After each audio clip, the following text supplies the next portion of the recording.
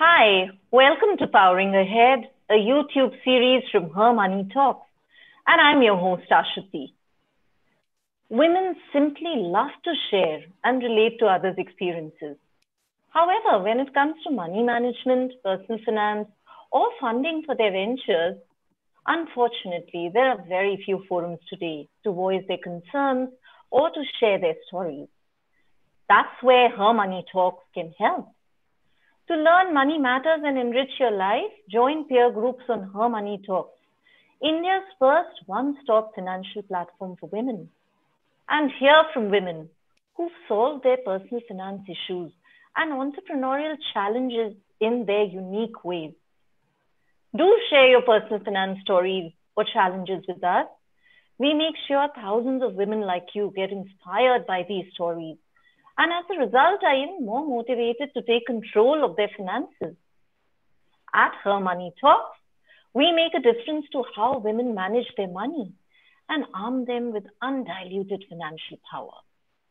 We are pleased to bring to you Powering Ahead, a fun and insightful video series featuring women icons, achievers, and finance experts who will address money issues close to your heart. Today, we warmly welcome Revathi Roy for a fireside chat with Her Money Talks. Revathi Roy, the CEO and co-founder, HeyDeeDee, needs no introduction really. She is the entrepreneur behind Asia's first taxi service for women, India's first all-women's logistics company. She was one of Forbes' W Power Trailblazers last year. And of course, the one and only John Abraham is planning a biopic on her story. We'll come to that bit a little later. A little bit about HeyDeeDee. HeyDeeDee is India's first all-women last-mile delivery startup. It provides employment opportunities to women from low-income families by turning them into well-trained delivery agents, supporting India's online shopping revolution. It's a no-brainer, really, that Revathi is extremely passionate about women empowerment. Welcome to Powering Ahead, Revathi. To begin with, do women ever thank you and ask, are you for real? Where do you get all your strength from? Can we even aspire to become like you? Thank you, first of all, for having me on the show. And I think it's always wonderful to at least think that you may be able to influence or inspire anybody who's listening to us. To your second question of do women come and say whether it's real? Sometimes I think I have to think for myself whether I'm real. Because, it's like there are things impossible that we have done. There are things impossible that people thought we would never do. But I guess, being there, perseverance and stuff is something that has really helped us move ahead. Great. Okay. So, Revathi, I will begin by asking you, we all have our childhood dreams and ambitions, but often life takes us down a different path. In fact, more often, In this context, what about the 10-year-old you? What would the 10-year-old you actually tell the present day you about your journey? Well, why just at 10? I mean, I think even at 25, I was like, one of those vain people. But at exactly, if we go back, I'm 60 now. So we're talking of 5 decades earlier. And 5 decades earlier, at 10, you'd probably be in class 4, class 5. You're just living a life of absolutely zero responsibility. And I was born into a very privileged family. And I was the only child. And, so there was so much that was, it's just around you that you really don't need to worry. You don't need to care a heck about anything that is going to be your future. Little knowing that it can all just turn topsy-turvy, At 10, you don't think like that. At 10, you're just enjoying whatever you're. What would I say that 10-year-old to me today? I would say, life is uncertain. So, make the most of it. And And I think that 10-year-old would definitely say this to a 60-year-old today, that the only thing that you should ever be worried about is the fact that you should be able to stand on your own feet, and more so financially. Right. I think that's what Right. a 10-year-old should tell a 60-year-old. Right. So, what was the inspiration behind starting HeyDeeDee, and why the name HeyDeeDee? Okay, so HeyDeeDee is my fourth entrepreneurial venture. HeyDeeDee is a name which came much later, but as you introduced me as the pioneer of Asia's first women's taxi service, that was not HeyDeeDee. So that was a different company, and the taxi service as such really started because it started in 2007. So we're talking of about 13 years back. And 13 years back, I lost my husband in 2007 exactly. And in January, he passed away. And there was a complete gap. And there was like, in the sense that I had three boys to bring up. They were young then. Today, they're much older. But I didn't know what to do. You know, how do I get money on the table? And Right. Right. rightly so, the only thing that I knew, which I could vouch for, was that I am a supremely fantastic driver. I'm a Okay. rally driver by profession. I was a rally driver by Oh, wow. profession. I've done Okay. about Okay. 85 car rallies. I've won 80 of them. And for Oh. me, that was it. You know, I just thought that I should become a cab driver and earn my living. So I actually became a taxi driver and I started earning a living. And that's how the taxi service came into existence. So Right. I was Right. the first commercial cab driver across India to actually take to the wheel, and Oh, wow. the Okay. rest is of course history. So Right. Right. So I'm sure it's taken a good amount of not really listening to what other people say about being a cabbie driver, a cabbie, to start with, putting away all the negative comments that came your way, persisting on your path, all of those qualities which probably helped in your journey ahead too, right? yeah, but Ashwati, I must say that I really didn't have many negative comments about the profession, about having taken up or becoming a cab driver. A lot of Okay. it is in our mind, you know. Okay. But there were normal problems that one would have, but nobody just said, turned around and said, "Oh, why a woman?" In fact, we were welcomed so with open arms by almost uh, all the genders, communities, in terms of roles. I would say a husband, a father, a brother. You know, they were very welcoming to this because they were all seeing their own, sisters, wives, daughters, all of them Right. Right. having the need to travel. And if Right. here was somebody who's come up saying that I'm talking about safety of women, then Right. it was a very huge welcoming thing for me. So that was not a problem. I mean, Right. I wouldn't say that for negative comments. In fact, everybody around was extremely cooperative. A few here and there, they are always around, so that you shouldn't bother with. Right. Right. Right. Right. Right. So, I mean, one of the things that I get from this is it's also sometimes our mindsets about certain things, right? The Yeah, I world think is not really, yeah, suppose I had not started at all. I mean, you think of it as, what if I had not started? What if I had waited right, for, um, or I would have said, no, now what are people going to say? What if I had not started?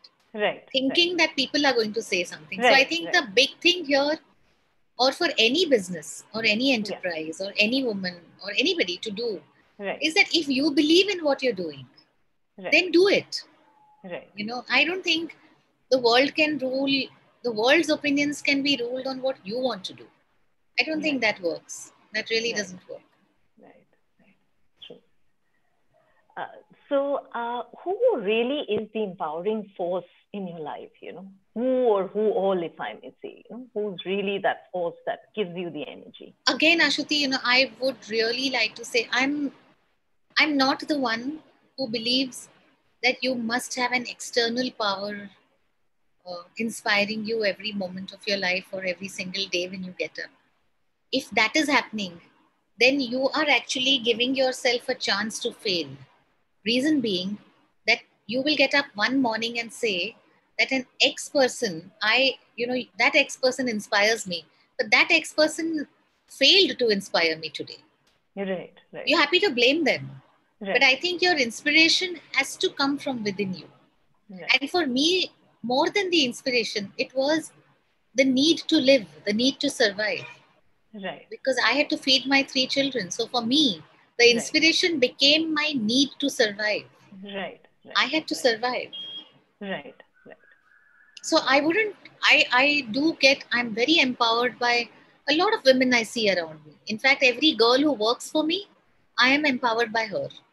I get inspired by her because they all come from very defeated backgrounds. Right. So each one of them inspires me. But if I was to say, I like a lot of women. I love to, I just admire Michelle Obama. Yeah. I admire her. I don't think, it's like she's amazing. Yes. But I can't say she inspires me because I've never met her. Right. So I would like to get inspired by something which I get inspired by every morning. Right. And that's the gut within me to go back to office and inspire more women that we have. That's beautiful, really. So, something that we all think of is, what if we didn't make that one mistake or mistakes at some point of a career or journey, So every entrepreneur, each one of us really makes some mistakes at some point. Could you share with us something that you think was a mistake in the past as an entrepreneur? And, what were the learnings that came out of that mistake? I have made hundreds of mistakes and I'm still making them. Right. So, but I guess it's a new mistake every time. So, right. But I think one of the very, very big mistakes that I made, I think, was when I decided to take investment too early in my company. I got very enamored with the glass facade building and, large names, the MNCs. And so I got investment from ILNFS. And I think at that point of time, I shouldn't have taken it. Not because it's ILNFS, but I shouldn't have taken it from anybody. Because I should have actually tried to build my company on my own. But I was too raw. I was too naive. I was too excited that, there's such a big company coming to me. I was not reading agreements properly. So these two were the biggest mistakes that I made, because I lost I lost the heart of my company to Oryx ILNFS, because they took away the operations of my company, and that was not what I wanted to do. So I think I didn't realize what I was doing. I didn't read what I was doing. I can't blame them. They gave me the papers to read. I should have read it. But it's this whole concept of, entrepreneurs normally. I can only speak for myself, but I'm sure there are many like me. But I speak for myself, where an entrepreneur, at least I thought that I knew it all. Just because I had this brilliant concept in my mind, I thought, wow, I can just do it, Right. But what we need to realize as entrepreneurs is, it's not your cup of tea to know everything. It's really not your cup of tea to know everything. You have to take professional help. Right. Today, I would never make the mistake of not taking professional help. Right. So this was the biggest learning. Right. That if you need a chartered accountant, go ahead and take a chartered accountant. Right. If you need somebody to handle your accounts, do not rely on your Excel sheet. Right. That's not the only thing that's required in accounts. Right. Some base things have to be absolutely perfect. And I think that's one of the biggest things that I have learned. Right. And also, we mentioned before that, maybe finance is something that sometimes we don't take seriously. So even learning or educating ourselves about finance or the legal parts of the agreements and all of that, So would that also be something that would help women entrepreneurs and women in general, to be more aware of? I think updating yourself on the latest that is happening in the finance world, for example, a TDS, a GST, all of that is very, very essential, and not just rely on who tells you what. Right. Because you should be able to have an intelligent conversation even with your chartered accountant by reading. Right. They may tell you the law, but Yeah. they are also not the be all and end all of everything, no? True. So you have to be able to, integrate your knowledge with the technical skills that they have on telling us what we should do and what we should not do. Right. I think reading up is very important. Right. And you should know, even if you don't do everything yourself, you're not writing the accounts yourself, you're not doing the tally yourself, but you should know, you should be able to,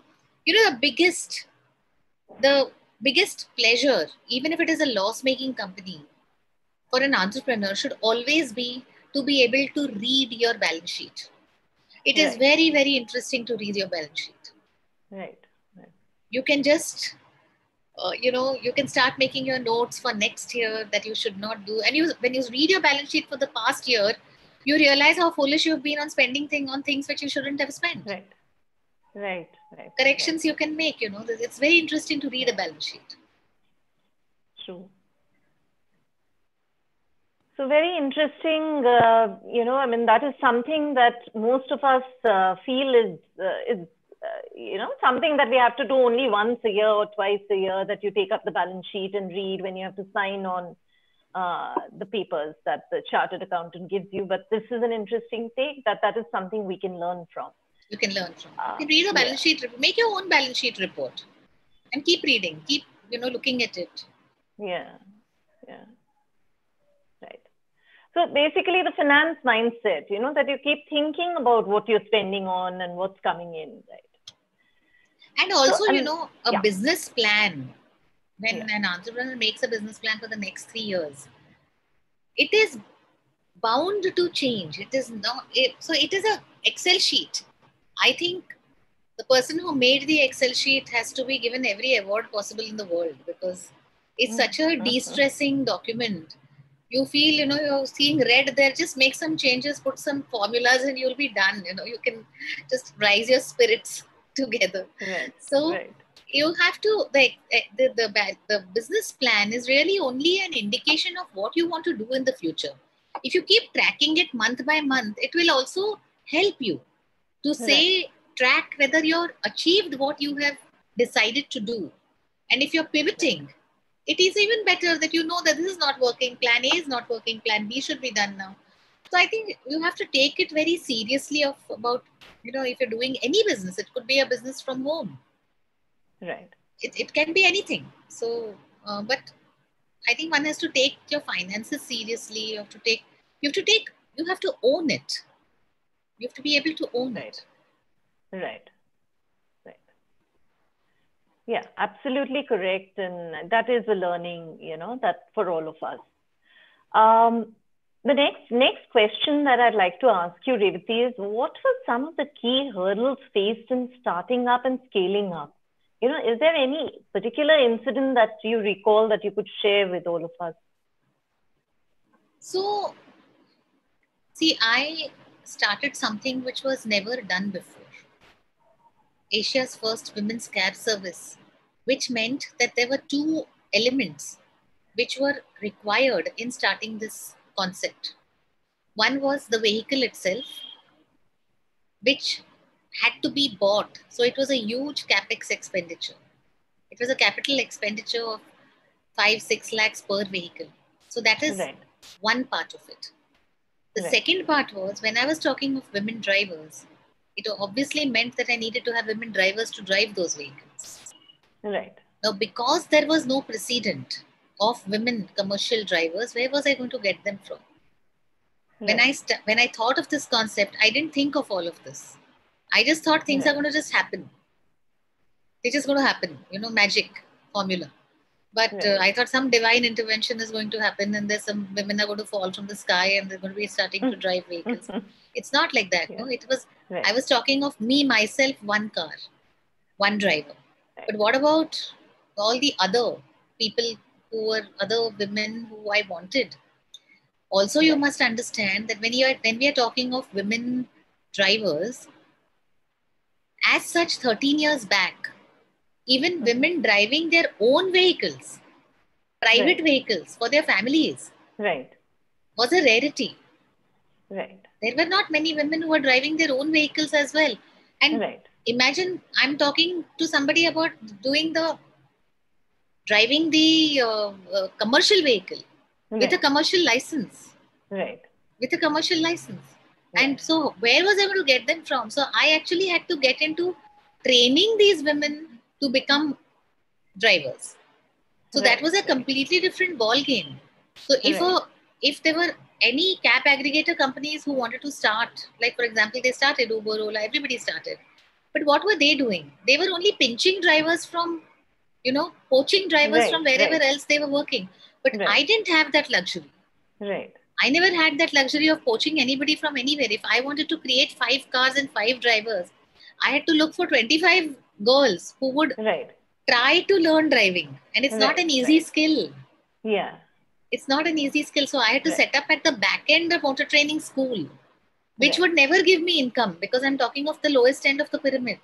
Where Right. will they give me money to get themselves trained? Right. So Right. the Right. concept was brilliant, but it took me very, very long to actually put cars on the road and Right. say that, Right. look, I have launched. Right. Otherwise, it was me and 2 other girls who were driving. Right. Right. Right. Right. So from the beginning, you were very, very sure that you wanted it to be for women. Like you never thought about using both male and female drivers at No, any point of time. no, not at all. I never thought of that simply because my whole concept was about empowering women. Okay. My whole concept was about empowering women, and I really wanted to, um, make sure that I empower and transform lives and give them a skill with which they can never ever would have Right. to Right. starve. Right. So this Right. was my agenda. Right. Right. So you've actually managed to transform a social work initiative into a successful company, which is, I think, something that a lot of us dream about, but it just seems impossible. Because when you start thinking social work, you always feel like, how do I make it profitable? But this is something that I think we get so inspired after listening to your story that it is possible. A slight correction.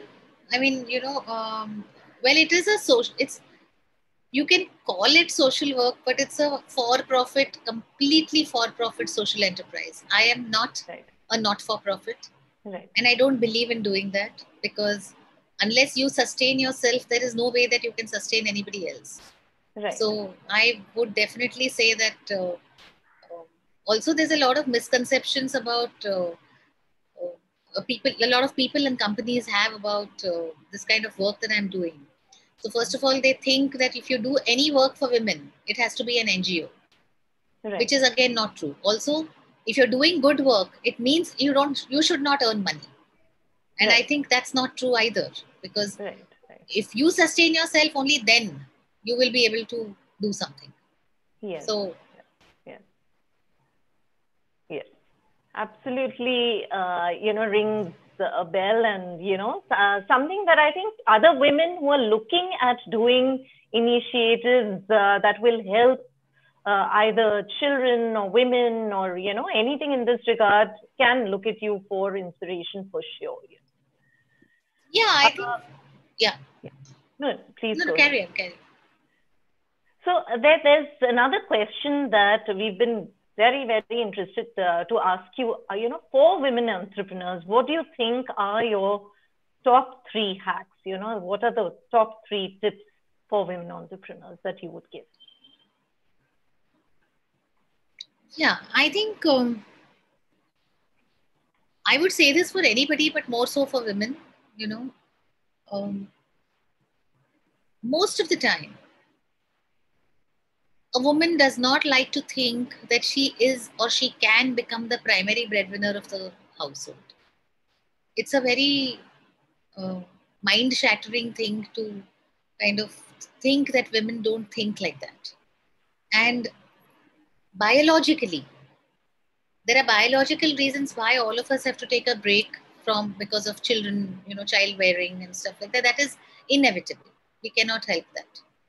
But Right, beyond that, saying that now I'm going to devote my entire life to the children is also not a very smart thing to do, because these same kids are going to grow up and they're going to have their own life, and then suddenly you are going to feel a void between the time that you've given birth to them and they are around 10, 12, 13. Today it's even much lesser, because today's kids are of a different world completely. I mean, I see a 4-year-old today talk such sense that I don't think I ever spoke such sense when I was even 12 years old. So today it's all Kali Yuga. I mean, children are very, very smart nowadays, and your exposure to everything is phenomenal. So I think women have to start thinking that gap that you have for childbearing and stuff is a normal gap. You don't need to take it for like 10 years around the line and then come back and say that now I really want to start, but the world has moved ahead. You have not kept in touch. Right. Children don't keep you. I mean, there are difficulties, lots of difficulties. I mean, bringing up a child is not easy. You may not always have a supportive family. You may not have in-laws who support you. You may not have a husband who supports you. There are lots of things. But I think from the beginning itself, a mindset needs to be made that, I want to be financially independent. Right. I want to be financially independent. Right. And if I'm financially independent, then I will do whatever it takes. Today, COVID has taught us to all work from home. Right. It was a thing which we never took so seriously. And people are making dramatic changes in their lives. Dramatic. So I think women, the mindset needs to, kind of change, that I'm not always going to be somebody who's doing unpaid jobs. As it is, every job that a woman is doing at home, whether it's caregiving, whether it's nurturing, whether it is cooking, whether it's everything, it's an unpaid job. I always say to everybody that if these jobs of women who do unpaid jobs are to be paid, then you cannot talk of a women workforce participation which is dismal, because they're actually working, and that would actually contribute to the GDP.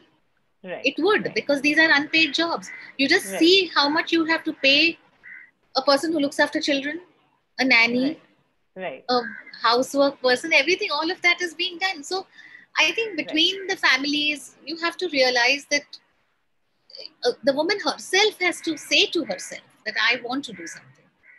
Right. And somewhere I think the families and the men, I mean, the partners also have to, the mindset has to change. There has to be a more supportive mindset so that both can look at their aspirations. And I fully agree with you. But again, I feel, Ashwati, I feel that many a times it is a lack of vocal, it's a lack of vocalizing your thoughts. Right. If you say probably that I want to do this, maybe not now, I want to do it after 1 year. Maybe the husband will start thinking. And today I think the generation is very different. Today's generation is good. It's like, I mean, even my husband was very good. I mean, there was no issue on that. But I think we need to make ourselves, vocalize ourselves to say that this is what we want to do. Don't expect somebody to come and tell you that I think you're bored, so you should do something. That doesn't happen. I mean, why should somebody who's getting all the comfort come to you and say that, make himself uncomfortable in life and say that, now you go to work. And why should you also? So from my own example, I would like to definitely say that why should somebody wait for a crisis in your life? Absolutely. To do something. For example, I started after my husband died. I mean, does that mean to say that if he had not passed away, would I have not done anything? Right. Obviously, I didn't do anything. I mean, it was so stupid. And today we've built an empire around it. That means I wouldn't have built an empire had he been alive. Right. But that's also not correct, no? That's also not correct. No, absolutely. There is a sense of complacency at times. At times also it's, something where you don't want to get into uncomfortable situations or conversations, which stops you from. Yeah. I agree with you. I think that is also equally true. Who wants to disturb peace? Exactly. Nobody wants to disturb peace. I mean, that's what we are trying to say here, right? That it is so important to disturb peace. It's so important to to keep thinking of these things, which not only in a crisis situation, but even before that. Yeah. Right. So I think, that's right. I mean, on another note, what are some of the good experiences you had in your journey as an entrepreneur? Some interesting anecdotes. I've had great experiences. I mean, I think I very rarely can recall bad experiences, frankly speaking. I can just recall all good experiences. I mean, for example, even the first investment that came to me when I was talking at some panel, and they just came around and said, we want to, support you. I mean, the media being what it is with us, the kind of coverage, we couldn't have spent any money on advertising or marketing ourselves. It was impossible. We don't have that kind of money. But the way the media has covered our company and my journey and stuff, who would have thought that, it would have taken me to the cover of Forbes, it would have taken me to Fortune 50. I don't think it was possible. These are all amazing moments. And not just that, the clients. When the cab company was running, I don't do any passenger movement now. But, to get passengers to vet you and say that, wow, what a great service this is. Then the companies who were dealing with us, for the example, the e-com companies, a lot of other companies who gave us their connects and validated and spoke about us and said we were a great thing to do. And over and above that, all the girls who joined me to become drivers, riders, everything. It is unimaginable as to how I would have even achieved what I have so far without them. I could have driven one cab, but look at the number of girls that I have now. These are all my wow moments in my life. Every time I see a girl who comes to me and says, I want a job, it's my wow moment. And I'm never short of these wow moments. Okay. So, I mean, I'm just wondering that you put everything so simply, and Not so simple. effortlessly, Obviously, 13 years in 1 hour is going to be very simple, no? But I think that again is something that is a matter of attitude, right? Because you take things as they come and think about things in a positive manner and work towards it positively, which is why we can see the results. Yeah, of the journey. Yeah, obviously. I mean, I think one should not. See, mine was a very high capex. Mine is a very high capex business. Okay, so naturally there's a lot of money needed, Right. And typically when you start a business, India is still not India is not like Western countries where money comes easily for starting a business. It's not easy, and if the banking sector still operates like a banya mentality where you have an asset, you will get money. Now, if I had assets, why would I have gone to a bank? Right. That's also equally true. Right. And women are little hesitant they're very hesitant. In fact, when a woman goes to the bank, the manager sitting there will turn around and ask you, even if it's a woman, she will ask you, will your husband be the guarantor? I mean, what's that? Right. So it's very different. So you have to learn that it's not going to work with a bank. Right. So you have to understand that finance is not going to come from the bank unless you have, even if we were talking of HP loans, which HP is hypothecated loans, which were for the cars, yet they will want to know how are you going to pay the EMI. Now, it is impossible to give them any kind of structure for paying EMI when you're starting the business on day one. Right. How do I know? I don't know. You just have to tell them, and I don't know. So you have to I found some friends who lent me 2 cars, 3 cars, like that. And then I think I was lucky, and I was at it. I would just beg, borrow, steal, everything.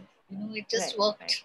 It just worked. Right. But very frustrating moments also. To really make it happen, no? I mean, it's there are multiple nights which I may not have slept.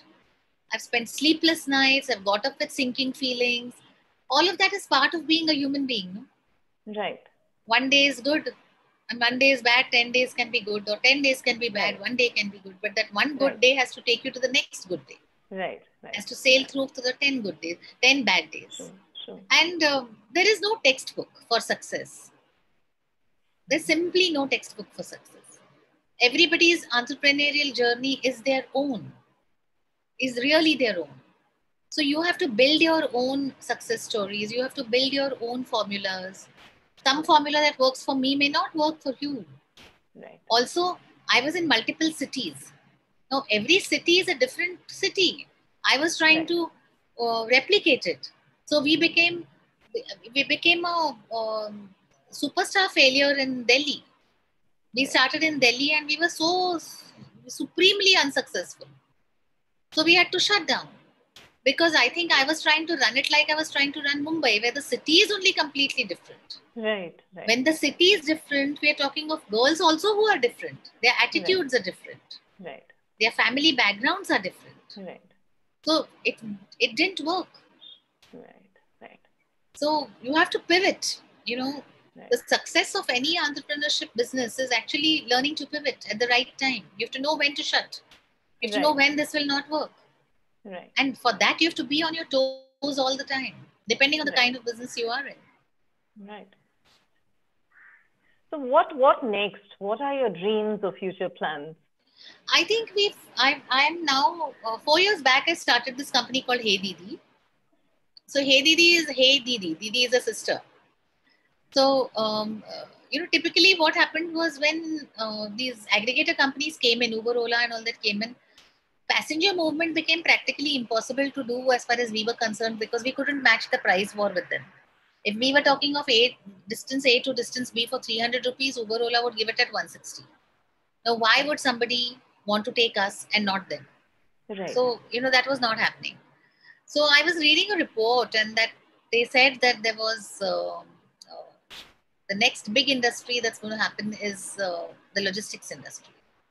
And then I realized that even for the logistics industry, that what is going to be needed is drivers and riders, which I already had. I had the pool, but I was not doing passenger movement. So everybody was, doing other things or sitting at home or whatever. Now the point is that when I started this, I realized that what a gold mine I have entered into. Because online shopping was just getting popular. Online shopping was just getting popular and we were all getting lazier, sitting at home and ordering and, so we decided that we would get girls to do last mile delivery on 2-wheelers and 4-wheelers. And it just boomed, and I think we are one of the very, very, very few companies who has exponentially grown in COVID times. Because in COVID times, in lockdown time, the only people who were given permission was to do essential goods online services. So we really got into online essential services and literally 70% of my girls were all working. Right. So, it was so amazing that we managed to do that. Right. So it was great. I mean, I think right business, right, timing. Yeah, absolutely. I mean, COVID time and doing well is, we've heard very few people talking about that. So it sure brings in a glimmer of hope to all, So, yeah, sure. There's a very important question that, we'd like to address today, and that's on women and money management. Mm-hmm. So what do you have to say to all women and men about this? Considering that awareness about money matters as well as access and control is still in most cases restricted to male family members. And this is something that was a big impediment when you were faced with a personal crisis too.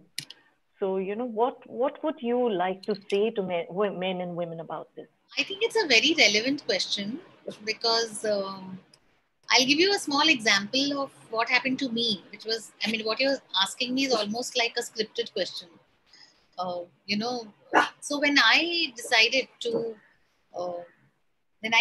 that I would get into my, I opened an account and stuff like that. My husband slipped into a comatose state in 2004. And he got a massive cardiac arrest and he slipped into a comatose state. And then I went to the bank the next day. To draw money. And I realized that both of us out of, I think, being blindly in love, had created, had had made sure that we had a joint account, not either or. It was both signatures. So when I went to draw money, I couldn't draw one single rupee. And he remained in a comatose state for 2.5 years. Right. He remained in a comatose state for 2.5 years, and he passed away in 2007. So until then, I couldn't touch that money. Okay. So my biggest, my own learning, and so my sharing with other women is how important is it to be financially independent. Right. So, and taking decisions financially, I think somehow there's a wired brain problem, if you ask me. There's a wired brain problem that women somehow do think that I should not take a decision. That one should not take a decision, which is so not happening. Because if you ask me, the best CFOs can really be women. Because I think they are the one who know how to stretch the rupee to the last T, because they run homes. Right. There's always a limited income to run a home. And that woman really makes sure that she runs the home, in that money. And not only that, she saves also. Invariably, every woman will have some money in some dabba, in a kerchief, in a packet, in a bag, somewhere she will have. She does it. She keeps it for rainy days. So I don't know why this thing is there about not being able to take decisions financially for women. I think it's very important to do that. In fact, we can teach a thing or two to a lot of men on how to handle finances. Right. And look at that. The world's 5 largest organizations, apex bodies, financial organization apex bodies, are headed by women, including the World Bank. Right. So how? And why? Right. So there is, there's also this matter of interest and asking questions, right? And not being shy about asking questions about money. Yeah, because it's family money at the end of the day. And if you don't know, you don't know. But also, whether it's family money or individual money, I don't really always believe in the concept of family money as such. I think you should keep some money for yourself. It will be good. But asking questions is a good thing. Asking questions. Also, investment always as families is not a great thing to do. Because, first of all eggs should not be in one basket. That's also equally important. Right. Spread it out. You never know. Large companies can fail. If you've made your investments in large companies. Also, one of the things that I always tell people, they say, what is the investment one should make? I don't know the kind of target that we're talking about here on this show, but there are more than 80-90% of the people who are actually just trying to make 2 ends meet. So where is the question of surplus income? Right.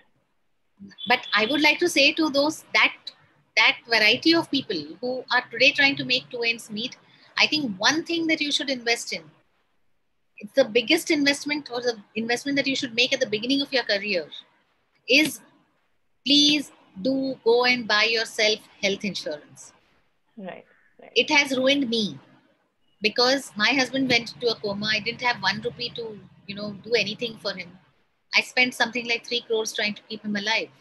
Right. That's when I went into deep debt and stuff like that. So I think it's important to make sure that you first invest. Your first investment should always be in a health insurance. Right. And then think of other insurances that you want to do. Right. I can give very practical thoughts because I've lived a life which has been very difficult. And it's like that. As you talk of a khayali pulao, the khayali pulao is very good to imagine. But what really is happening is that you should do these couple of things that you should do. Yes. I absolutely agree with that. So there's something that I've been waiting to ask you. We've heard that none other than John Abraham is actually planning a biopic on you. So 2 questions. The first one, how did this happen? So there is an authorized biography which has been written on me by Dr. Swati Lodha, published by Publishing Infinity. Okay. And that book rights got bought over by the Bohra brothers. Okay. And then I think they approached for it to be made into a biopic, and John and Robbie Grewal are co-producing it, and Robbie is directing it. But however, I don't know who's playing my role as yet. Okay. And the second question, of course, have you yet gotten to meet John Abraham? Yeah, of course. I met him. Okay. I think he's amazing. He's just too sweet. And he's so down to earth. It was a privilege, a pleasure, and an honor to meet him. All right. That's great. Okay. So we were actually a little short on time because we've had such a long and inspiring chat with you. But there are some questions that have come up from participants who are listening in. And I'll just, read them out for you to answer. So there is Anand Upadhyay who asks, how to get investors when one is having a great idea, and how to get laborers which, who will actually come within your budget, or, what you envision for your company at your price. Yeah, I can see that. So again, no formula. How do you get investors is you have to first do a POC. You go and do a proof of concept, which you can take to people and say that, look, I've done this and this is what I want to do ahead. Then the POC first has to be shown. On paper, when it's a storyboard, nobody's going to invest in you. You have to be able to show them a POC. Then, there are nowadays banks are becoming a little better. There are a lot of mudra schemes and stuff like that. And you register yourself in Startup India. There are, I think, some, benefits that you get over there. Without collateral, there are some loans that are available. But I haven't got any of those. Right. Okay. So, okay. There is one more question here. I feel starting a business with a good amount of liquid cash might be easy. But how will one start a business if one does not have so much of liquid cash available? I didn't have money. I didn't have money at all. So you have to look for partners who may be able to put in that money as liquid cash for you. But otherwise, I think it's just, you have to keep making the effort. Right. So there's another participant, Chitra Arora, who says, very inspiring. And, this is a comment that's come to you. Very inspiring. And she's really giving us valuable insights from her experience. Thank you. Going on to the next question, to get the initial few customers, to get the bank or financer about your idea, this is the pain point of many startups, how to get the bank or financier to buy into your idea. So how did you address this? How did you convince your bank or investor about your idea? I didn't get any money from any bank. So let's be honest about it. There was no money that was available from any bank. However, I had a couple of investors who really believed in my concept. So I think I must have made some 53 pitches, failed every time. They also thrown me out of there. But somebody somewhere woke up and they said that your concept is good. So you have to just be at it. Okay. You never know where you meet whom. Don't stop talking about your business. You have to talk about your business everywhere, because you don't have any brand ambassadors who are publicizing your business. You don't have a film star who's talking about you. You have to talk about your own business. You are your own brand ambassador. And I, to date, never stop talking about it, because you never know where I might meet somebody who might want to put in some money into it. Okay. And not just money. They might give me 100 girls who want to become drivers. So that is also an investment. Yes. Investment is not always in terms of money. Yes. It could be they might introduce me to a company which might need cars. It might be a company which might need to do e-com business with us. There's so much that they can do. Yeah. So, basically, once people know what you're doing and they get interested in it, then they try and see how they can. You have to keep talking about your business. You cannot, because unless you have that passion about what you do, you'll never keep talking about it. So if you don't have passion, you may as well not do it. I think if you don't have passion, you should not do any business. You really shouldn't. Right. Okay, so I'm going to move on to the next. We women are reluctant to take risks. What inspired you to take a big risk to go for funding and all that? Yeah, like I said at the beginning of the talk here, for me taking the risk was it was no option, because I had just lost my husband and I had 3 children to feed, and the only thing I really knew was how to drive. I'm a great driver, so I became a cab driver and I started this company. So for me, it was more a necessity than anything else. Right. So there are a couple more comments. Well said. There's no textbook for success. So true. And then some more questions as well. What is your money management mantra? Your best piece of advice for women entrepreneurs? I think that for me, women entrepreneurs, first of all, I think one should dream. I mean, so many times I have heard almost everybody. I mean, I think you would also hear that. I would also hear it. Oh, I wish I could do this. Right. So what's stopping you? Right. I think you should just ask yourself, what's stopping me? Right. It's not easy. Nothing is easy. I mean, today, if you want to make a biryani at home, it's not easy. Yes. So, nothing is easy. So ask yourself this question, I wish. So why? What's stopping you? Maybe then you'll put it on paper. What is stopping you? If you start putting it on paper, what is stopping you? Then maybe you may find the solution yourself. Right. And also to take, yourself, especially for women, to take yourself seriously. Yeah. See, we all sit in a comfort zone. So there is a comfort zone that, paisa, husband is giving, I am good, I don't need, where will I go? I need my afternoon nap. I need to go shopping. If you're happy with, putting your hand in front of your husband and saying, give me money, I think you're good, but that's your choice. But as an entrepreneur, that spirit, that fire in the stomach to say that it's my money, I want to do this and I want to get there. That's something which will only come if you really want to do it.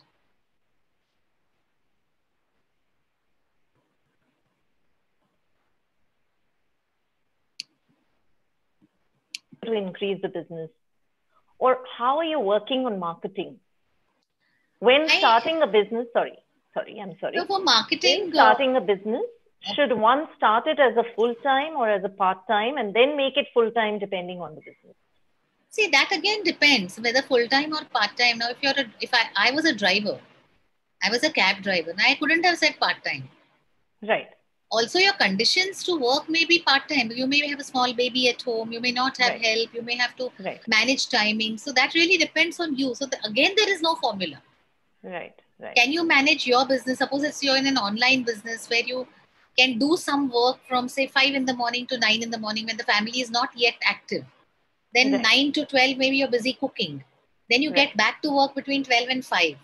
Then the family comes back. So you're again, busy with the family. So you have to figure out what is your comfort in working at what time. And also, let me also tell you that it's not a great idea to upset families and, go really aggressive against them and do businesses, because I think there is always a way of coming to a balance. Because if you're very disturbed at the back of your mind, you won't be able to do good business. You won't be able to concentrate. So I think it's always a good idea to take your family on your side. Get your family on your side. And I think that takes effort, but it happens. I was very lucky. I always touch wood that my in-laws have really supported me in whatever I wanted to do. And also, of course, there was no choice, because after my husband passed away, there was absolutely zero question about me not being able to earn on my own. I had to earn on my own.